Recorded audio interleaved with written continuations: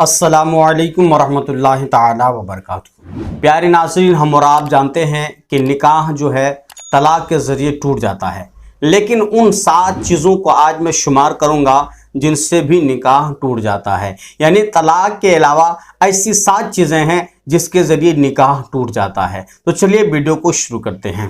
Number 1، موت واقع ہونے سے نکاح ٹوٹ جاتا ہے۔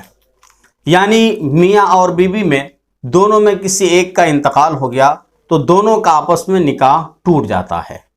نمبر 2، خلا سے بھی نکاح ٹوٹ جاتا ہے۔ جیسے طلاق دینے کا اختیار مردوں کو ہے، اسی طرح خلا یہ عورتوں کے اختیار میں رہتا ہے۔ جیسے ایک شوہر ہے جو اپنی بیوی کو بہت زیادہ ظلم و ستم کر رہا ہے، بیوی کے ساتھ مار رہا ہے، پیٹ رہا ہے وغیرہ، جو پریشان کر رہا ہے اور وہ طلاق بھی نہیں دیتا ہے۔ بہرحال اگر بیوی اب اس سے الگ ہونا چاہتی ہے یا بیوی کے گھر والے اس کو الگ کرنا چاہتے ہیں تو اس صورت میں یہ مسئلہ پیش آتا ہے خلا کا۔ خلا کہتے ہیں بیوی اپنی طرف سے کچھ رقم اپنے شوہر کو دیتی ہے اور اس کے بدلے میں وہ طلاق چاہتی ہے۔ شوہر پیسہ کو لے لیتا ہے اور اس کے بدلے میں طلاق دے دیتا ہے، یہ ہے خلا۔ نمبر 3، الا سے بھی نکاح ٹوٹ جاتا ہے۔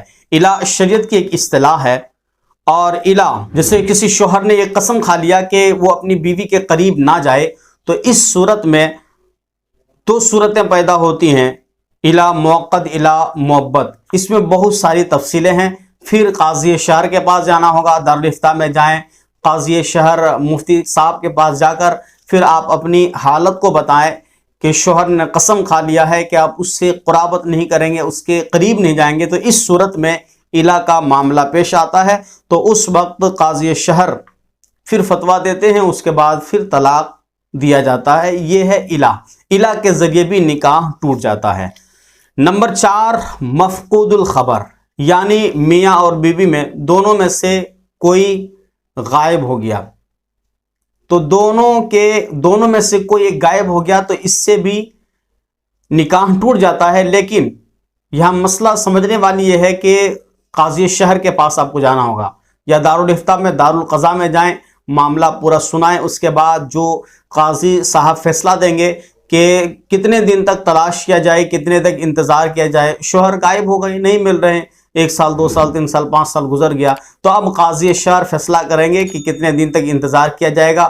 اس کے بعد پھر قاضی صاحب اپنی طرف سے یہ فیصلہ سناتے ہیں کہ اس نکاح کو یہیں توڑ دیا جاتا ہے، اور قاضی صاحب اس نکاح کو توڑ دیتے ہیں۔ تو مفقود الخبر یعنی میاں اور بیوی میں دونوں میں کوئی بھی ایک غائب ہو جاتا ہے تو اس سے بھی طلاق، اس کے ذریعے بھی نکاح ٹوٹتا ہے، اس میں قاضی شہر کا فیصلہ لیا جاتا ہے۔ بہرحال نمبر 5، ارتداد، یعنی میاں اور بیوی میں دونوں میں سے کوئی ایک مرتد ہو گیا، اسلام سے پھر گیا، مذہب اسلام کو چھوڑ دیا، یا کوئی ایسا کام انجانے میں ہو گیا چاہے جان کر کیا جس سے کفر کا فتویٰ آتا ہو، تو اس سے بھی نکاح ٹوٹ جاتا ہے۔ نمبر 6، رضائی بھائی بہن کا علم نکاح کے بعد ہوا، یعنی ایک ایسی عورت نکاح کے کئی دنوں کے بعد شوہر نے اس عورت کے بارے میں ذکر کیا کہ میری بچپن میں میری والدہ کی طبیعت خراب تھی اور اس عورت نے مجھے دودھ پلایا ہے۔ اسی طرح شوہر کے ذکر کے بعد بیوی نے کہا کہ میرے ساتھ بھی ایسے ہی مسئلہ پیش آیا تھا کہ میری ماں کی طبیعت خراب تھی اور اس خاتون نے مجھے بھی دودھ پلایا ہے۔